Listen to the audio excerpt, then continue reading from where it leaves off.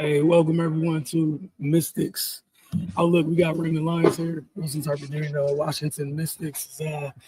Man, they pushed the New York Liberty in this one. During pregame, right, was laying out, the keys to the game and the boxes Washington needed to check to put themselves in the best position.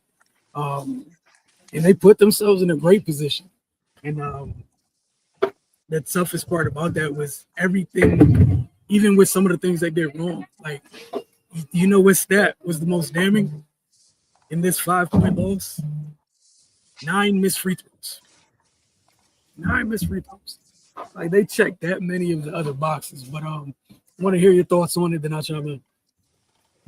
Yeah, man. The things that stood out to me immediately was, of course, the free throws, then 3-point shooting, and turnovers down the stretch. They come out on top in any one of those areas in this game and they win the game. This is one they let slip away. You know, uh, I think they're too good for moral victories. That's just where I'm at with it right now. You had a winnable game against one of the top teams in the league, and yeah, they those are things that are completely under their control. But overall they played a pretty good game, like you said. They pushed them. They went down double digits in the third, and they fought back and pushed it to overtime. But like this is it seems the formula is going to be for their core, those big three, Kiki, Shakira, and Sonya, to carry them through, and then the others just contribute where they can, and it almost led to them eking out a win over the Liberty, which is they're a team you expect them to be there competing for a championship at the end. So I mean that's definitely a good sign, especially given how young they are. Uh, but Kiki, man, she's trying to damn that sophomore slump.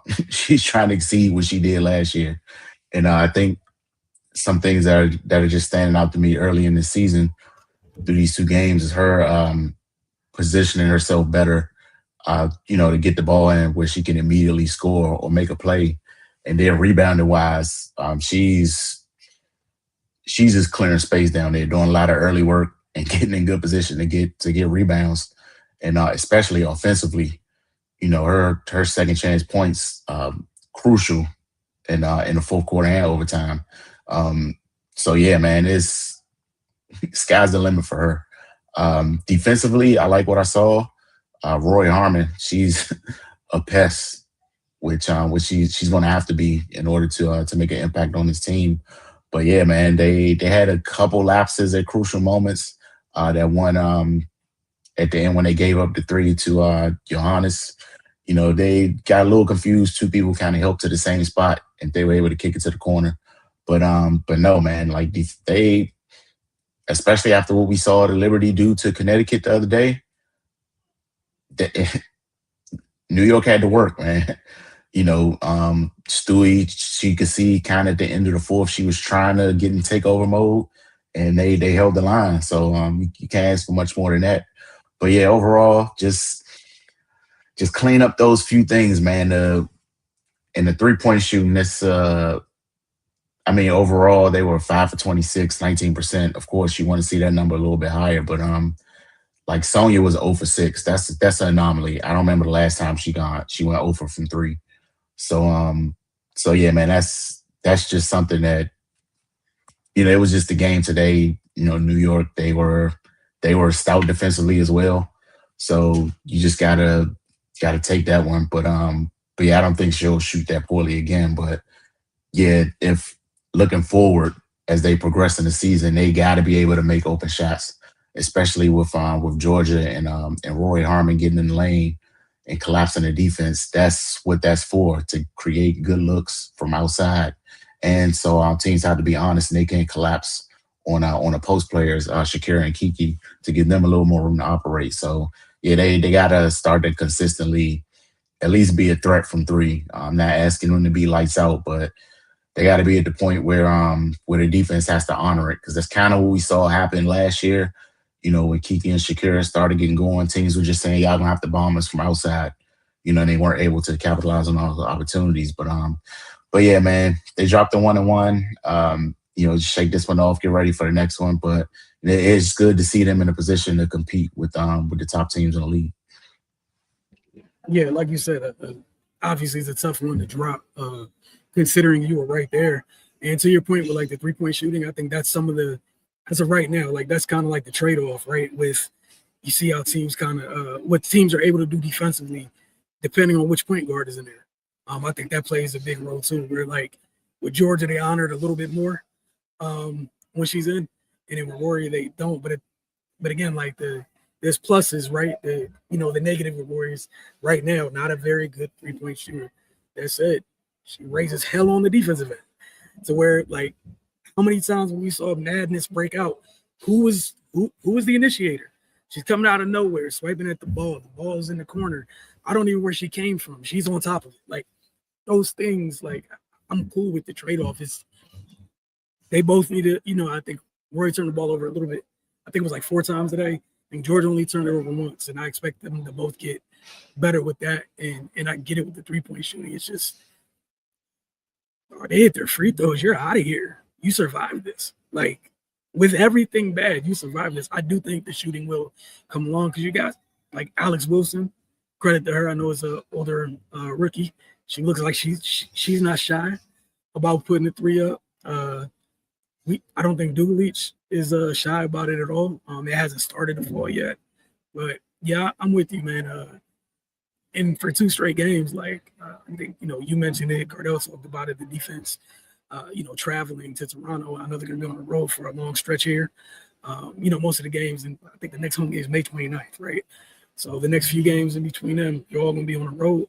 I think it's super encouraging that the defense does travel. Like, we saw Cass Prosper foul out again, but again, just the impact defensively, we feel. You brought up Kiki. Yeah, we can see that. So when you got stronger, Kiki definitely got stronger. Bodies are, that's how you know she's down there, because somebody's getting thrown out the club in the paint. Think about this. Like, they won the battle on the glass. They had 19 offensive rebounds, right, against the Liberty. 19. The other thing we saw in this game that, credit to the bench was the Mystics bench. We saw a little bit more production from that group in this one, and I hope we continue to see more. The UCLA bigs coming in off the bench, their impact was felt tonight. There are stretches where it wasn't that much of a lull, like the game against Toronto. They didn't really get anything off the bench from point wise. So yeah, there's a lot of things to be encouraged by. But yeah, that's the thing. I think one of the things I mentioned in pregame was, I'm glad I'm not the only one. Seems like you agree. I hold the Mystics to a higher standard than Connecticut from a talent standpoint. So yeah, as long as you check those boxes, you gave yourself a chance, and they did. I can't get mad at it. Both teams missing players, obviously not the same calibers being missed, but they gave themselves a chance. And Marion Johannes, again, talk about the embarrassment of riches that the Liberty has. They do not get out of this game. Her and Pauline Astier, big games, but it seemed like every time New York was down bad, Johannes buried a 3. Just either end the Mystics run or extend life, give them some much needed breathing room. Who'd you have for player of the game in this one? I had Johannes, man. You just pointed out, like, every time, especially in the second half when the Mystics were surging and walking the Liberty down, she wouldn't let the Mystics kind of get over that hump. They would be able to tie it, and she come make a big play. The dagger 3 kind of in overtime was just the exclamation point. People will look at the box scores. Stewie 23 and 9 and 4, but it's Stewie. Like, I expect that from her. But they held her at 9 and 23 from the field. If Johannes isn't there to pick up the slack, this is a different result. So yeah, I got to go with Maria Johannes tonight. Yeah, I'm right with you, because like you said, yes, if you're just box scoring, you're like, oh man, Stewie hit 23 on 24 shots. Like, they made her and Jonquel work for everything. Speaking of John Quayle, you know the type of damage you're doing inside when you got her to foul out. You got Zoo to foul out. Like, it's different. X Factor, you know, spoiler alert. I mentioned Pauline Astley already. That's where I'm going. Maybe you have a different candidate, but if you think about what Washington did, you forced Stewie into just being a jack essentially, like 24 and 20 some attempts. That's not a Breonna Stewart game. John Quayle ends up with 13 points, fouls out. And if you, even with Johannes having 25, Astier had like 5 in their first game. If she has 5 again, you know what I'm saying? Like, I know we said about Johannes and player of the game. They really don't survive this game without Astier. Even Rebecca Gardner's like that 9 points and 3 points was great. She had 18 points, 5 rebounds, 7 assists, and 2 steals. Yeah, man. And that's, you know, you said embarrassment of riches. That sums it up perfectly because, you know, in a game where Stewie shoots like that and John Quayle fouls out, typically they're going you would if somebody told you before the game that those two things will happen, probably going to assume that the Liberty going to lose. But you know, they needed 2 people to fill the void, and yeah, Johannes and Astier did that tremendously. So I'm in agreement with you for X Factor. I'll add another one. Elijah Laney Hamilton played 25 minutes and had 3 points. If you take Pauline Astier out of this game, like, bro, I don't know. Johannes and Astier they were everything for them. Were everything. And they got bullied inside, like free throws, man. I think New York even turned the ball over more. Free throws. Yeah. They turned the ball over more, like free throws, man. Like, this one got to eat them up a little bit. But again, like I think it's safe to say I agree with you. Like, should be able to hold this team to a little bit maybe of a higher standard than some folks may have thought coming into it. Like, that's they're younger. That young trio you mentioned, it's enough to rumble. Like, you had for sure. Yeah. Like, you had the Liberty in a very bad place. 5 more free throws. Honestly, I think 4 free throws, 4 of them were missed before we got the OT. 4 free throws in regulation, and we're not in overtime. I think, what was it? Oh, goodness. Sonya went 9 for 10 from the line. Kiki went 6 for 7. Shakira went 4 for 8 from the line. Duga Leach went 0 for 2, and Betts went 1 for 2. Free throws. We saw Shakira come up clutch on the road in Toronto. You know, I know what she shoots career-wise, but we saw her knock him down Friday night. You know, you go 6 for 8 in this one, maybe in regulation. You get out of here with a dub. But again, you know, credit to the Liberty. This is why they are who they are. But I think if you're a Mystics fan, you should be beyond encouraged and hold them to the standard they need to be held to as they embark on this next stretch of games where they're on the road. Because, hey man, that's not a bad start. Like you said, you're 1-1. Not a bad start. You start off in a toxic environment, hostile environment on the road, one open tonight in Toronto. You survive that, then you come back and you push the hell out the New York Liberty. I know they're missing folks, but you're missing folks too. Like, honestly, you're missing like 2 of the other small forwards on your team. Yeah, McMahon and Onyenwere. Yeah.